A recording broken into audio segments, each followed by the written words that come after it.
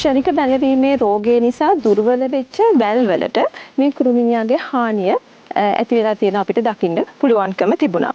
ඇත්තටම එතනදී අපි දැක්කේ මේ කඳන් විදින කෘමියාගේ හානියේදී මේ කුරුමිනියා වැල් මතු පිට බිත්තර සිදුරු කරලා දානවා. මේ බිත්තර වලින් එන කීටයා මේ වැල ඇතුලේ ඉඳලා ඒ ඇතුලේ තියෙන පටක ආහාරයට ගන්නවා. ගොවි මහත්වරු හිතනවා වැලක් මැරුණාම මේක මෙතනින්ම පාලනය වුණා කියලා හිතනවා. නමුත් මේක ඇතුලේ ජීවන චක්‍රයේ අවස්ථා තුනක්ම තියෙනවා.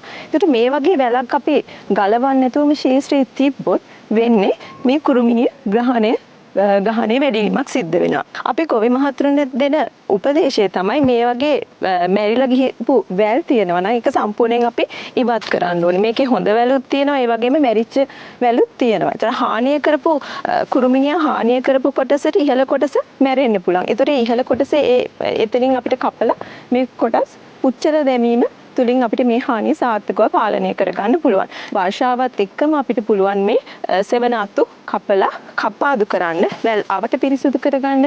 ඒ වගේම ශේෂ්ත්‍රයේ තියෙන මාන පඳුරු තියෙනවා නම්, වල් තියෙනවා නම් ඒ සියල්ලම අපිට පිරිසුදු කිරීම තුලින් ශේෂ්ත්‍රයේ සනීප ආරක්ෂාව තුලින් අපිට 80%ක්ම මේ හානිය පාලනය කර ගැනීමේ හැකියාව තියෙනවා. අපිට අවසානයේදී පුළුවන් නිර්දේශිත කෘමිනාශකයක්, ට්‍රිප්‍රොනිල් වගේ නිර්දේශිත කෘමිනාශකයක් භාවිත කරන්න. එතනදී අපි ආසාදිත වැල් ඉවත් කරලා ඒ වටේ තියෙන නිරෝගී වැල් වලටත් අපි මේ කෘමිනාශකය යෙදීම අවශ්‍ය වෙනවා.